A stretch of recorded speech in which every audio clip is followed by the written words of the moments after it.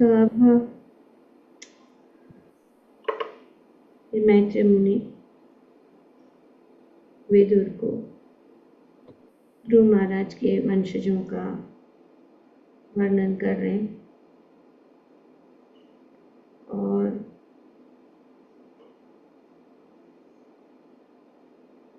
यहाँ पे वर्णन किया जा रहा है कि ध्रुव महाराज का पुत्र उत्कल वो भी एक महाभागवत था और इनके गुणों का वर्णन पिछले श्लोक में किया गया है, क्योंकि महाभागवत का पहचान सब लोग नहीं कर सकते, तो इसीलिए यहाँ पे पिछले श्लोक में उनका गुणों का वर्णन किया गया कि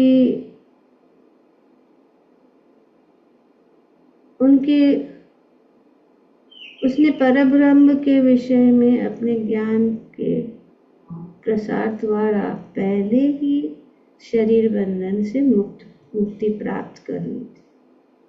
वे जीवन मुक्त थे, उन्होंने मुक्ति प्राप्त कर ली थी पहले से ही। यह मुक्ति निर्वाण कहलाती है।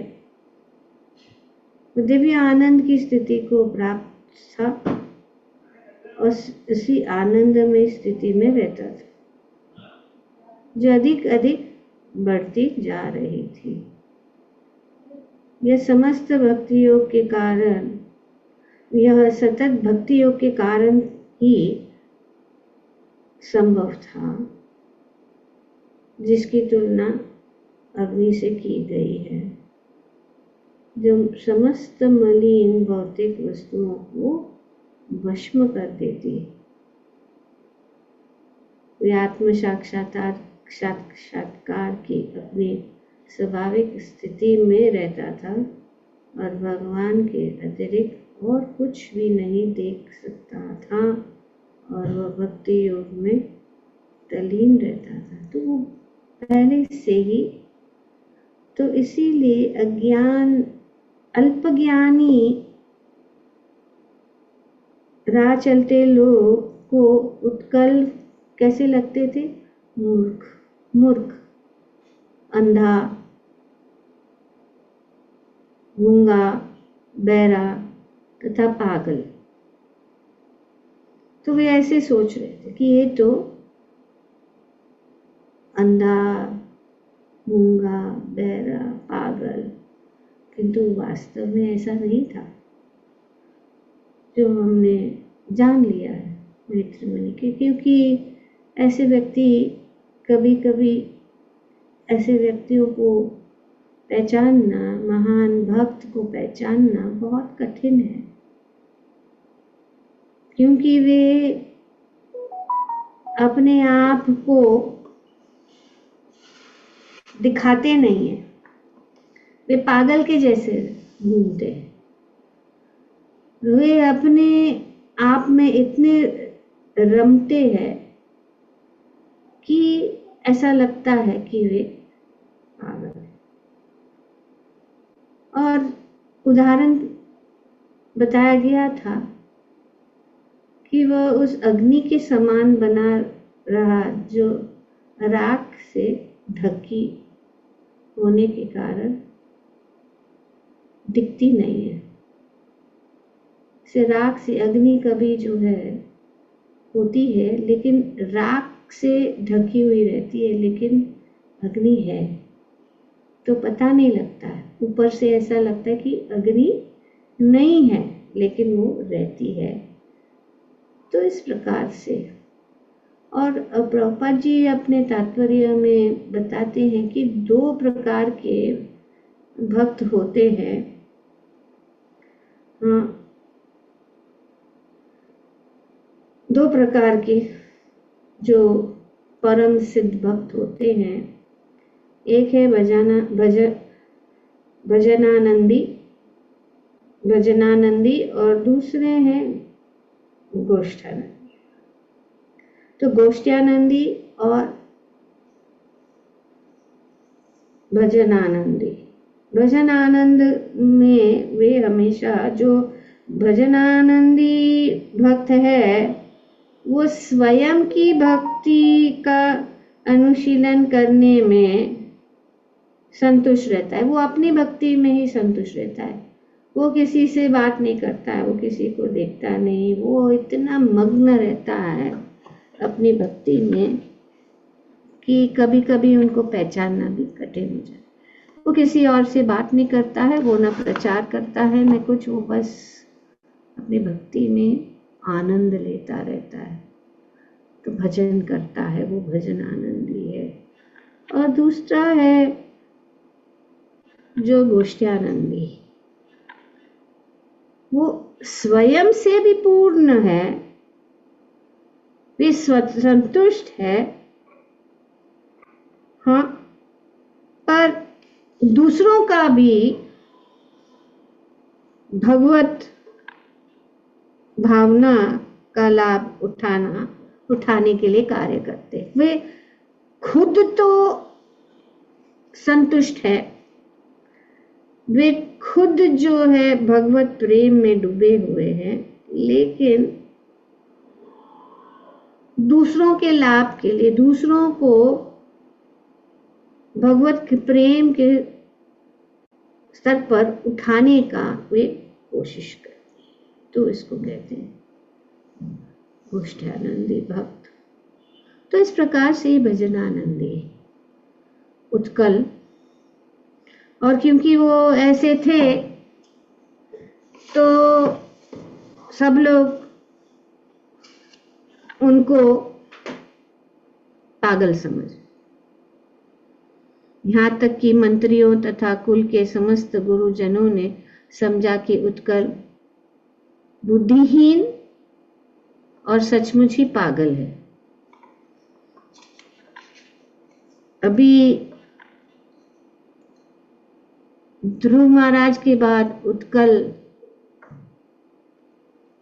का अधिकार था राज सिंहासन का, तो राज सिंहासन का अधिकार उसका था क्योंकि वो उनका पुत्र था बड़ा। पर इस प्रकार से वो उनको लगा कि ये पागल है, और उसको वैसे भी खुद को इंटरेस्ट नहीं था राजनीति और राजकार्य में, राज्य चलाने में इंटरेस्ट नहीं था। तो इस प्रकार उनका छोटा भाई जिसका नाम वत्सर था और जो भ्रमी का पुत्र था, राज सिंहासन पर बैठा दिया गया और वो सारे संसार का राजा हो गया। तो इस प्रकार से यहाँ पे, क्योंकि ये अध्याय जो है वो ध्रुव महाराज के वंशजों का वर्णन कर रहा है, तो ये हमें यहाँ पे ज्ञान मिल रहा है कि कैसा ये हो रहा है। तो प्रभुपाद जी अपने तात्पर्य में बताते हैं कि परिवार के गुरुजन तथा मंत्री परिवर्तन ला सकते थे और सिंहासन के लिए उचित व्यक्ति चुन सकते थे, यद्यपि राज परिवार का ही कोई व्यक्ति सिंहासन का अधिकार बन सकता था। तो हम देखते हैं कि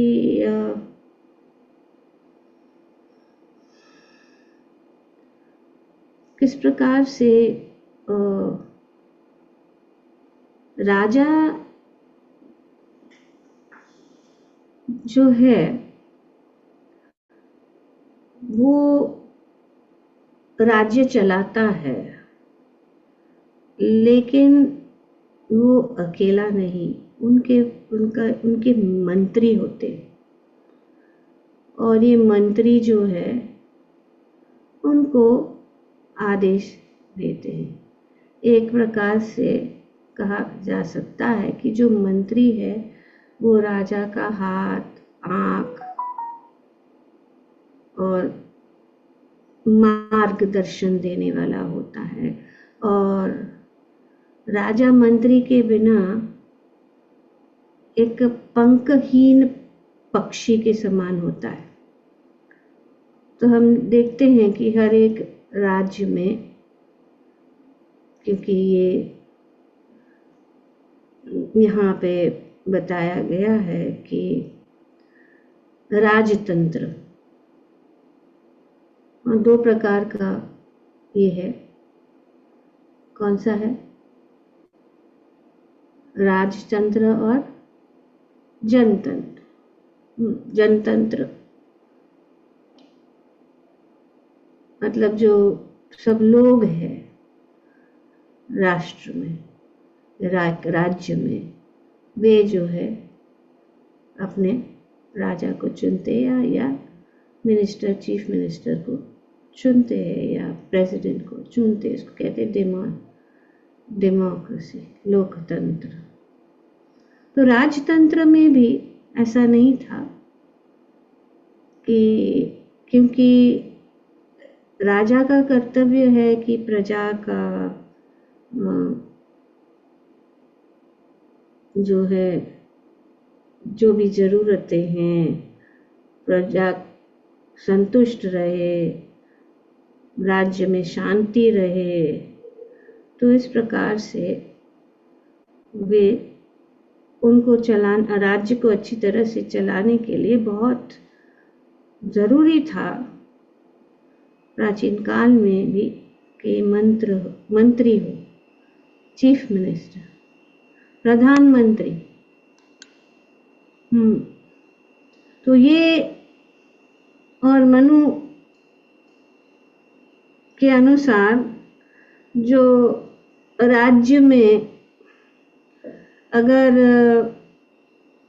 किसी मुख्यमंत्री को चुनना है तो वो ब्राह्मण होना चाहिए, ब्राह्मण होना चाहिए। और ये ब्राह्मण जो है, क्योंकि ब्राह्मण और जितने भी बाकी के मंत्री हैं वे लोग हित और धर्म के अनुसार जो है राज्य को चलाते हैं और वे जो है राजा को आदेश देते हैं।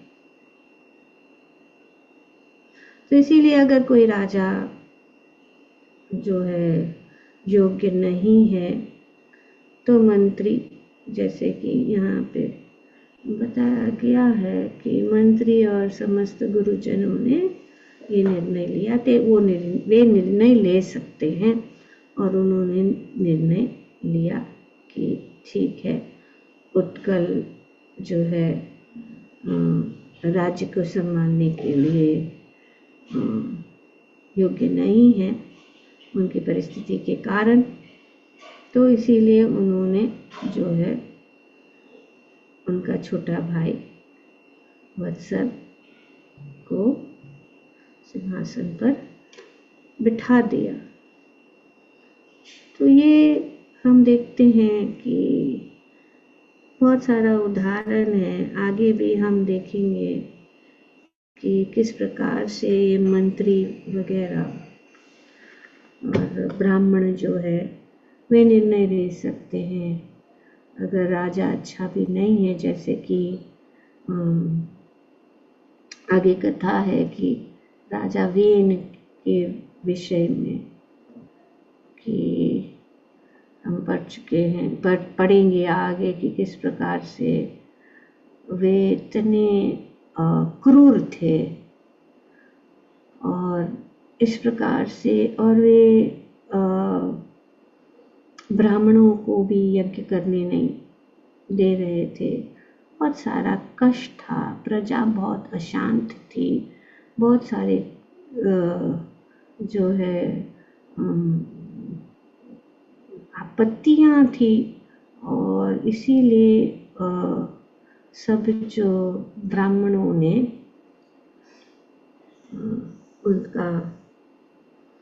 उनको समाप्त करने का निर्णय लिया तो ये जो है हम देखते हैं कि ऐसा नहीं है कि राजा ही निर्णय ले सकता, और राजा अगर निर्णय लेता भी है तो वो ब्राह्मणों और मंत्रियों के जो आदेश के अनुसार, और मंत्री और जो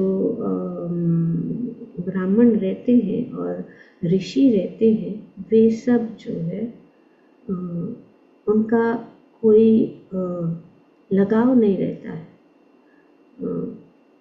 राज्य से। जैसे हम देखते हैं विदुर महाभारत में भी, अभी या विदुर से भी ये चर्चा हो रही है, और किस प्रकार से महाभारत में हम देखते हैं दुर्योधन भी हमेशा जो है वो योग्य राजा युधिष्ठिर था, लेकिन दुर्योधन चाहता था, और धृतराष्ट्र की। तो राजा भी अगर सही नहीं है, लेकिन हर बार विदुर और भीष्म पितामह भी उनको आदेश देते रहते थे कि पांडवों को,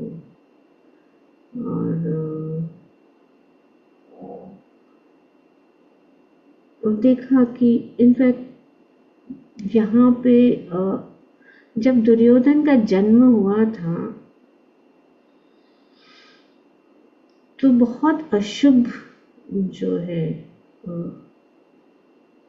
अशुभ वातावरण हो गया, और वे गधे के जैसा जो है आवाज निकालने लगा, और सब जो ऋषि मुनि ब्राह्मणों ने कहा कि ये अशुभ है, ये जो पुत्र जन्म हुआ है वो बहुत ही जो इस राज्य में दुख और कष्ट का कारण बनेगा, तो उसका अंत करना जरूर।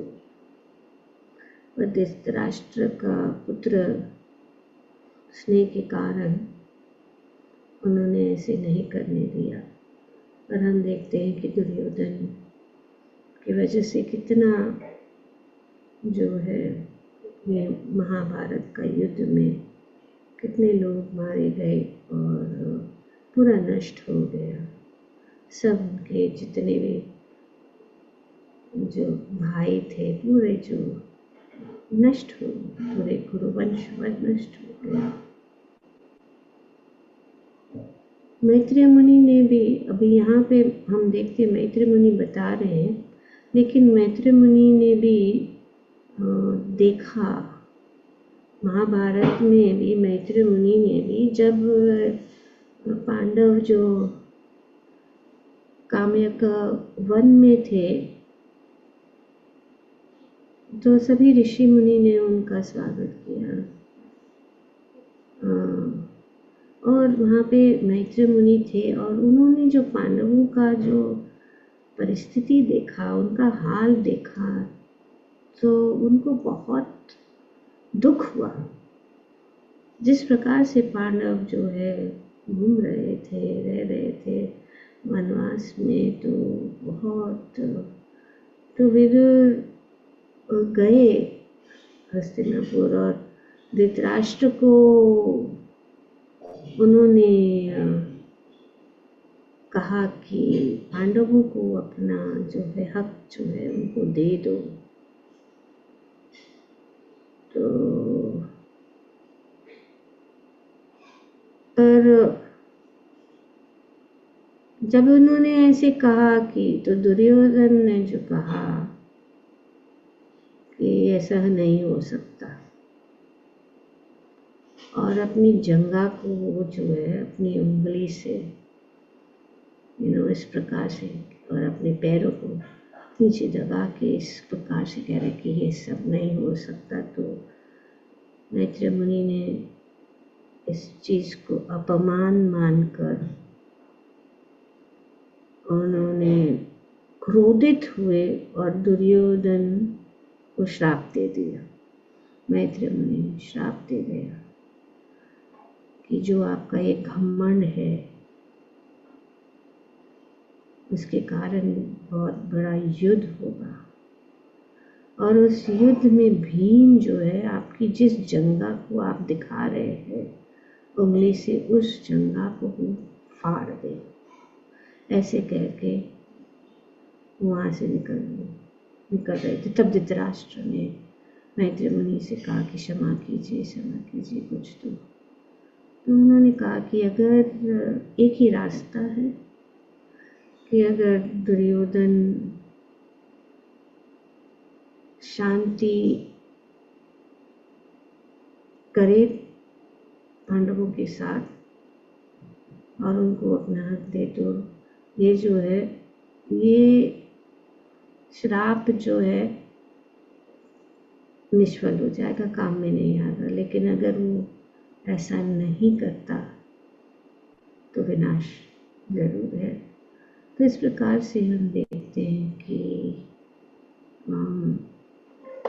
ये मंत्री और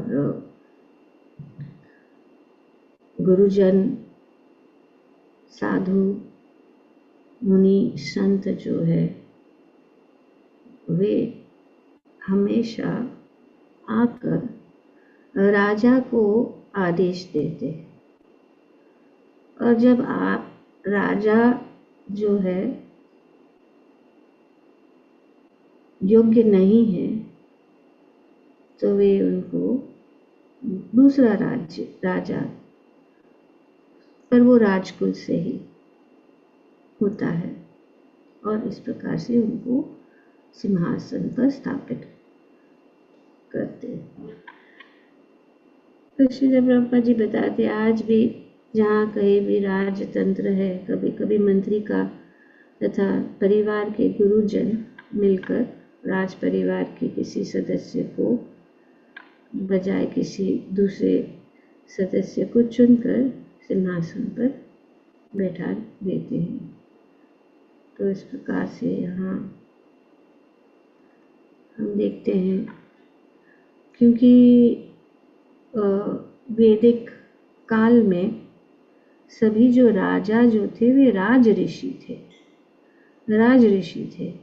वे अपने राज्य को धर्म के अनुसार चलाते, जिस प्रकार से युधिष्ठिर महाराज है, जिस प्रकार से परीक्षित महाराज है, प्रहलाद महाराज है, ध्रुव महाराज है, तो वे सब जो है धर्म के अनुसार वे अपना राज्य चलाते थे। तो इसीलिए सब कुछ व्यवस्था अच्छी हो तो सब मुनियों ने या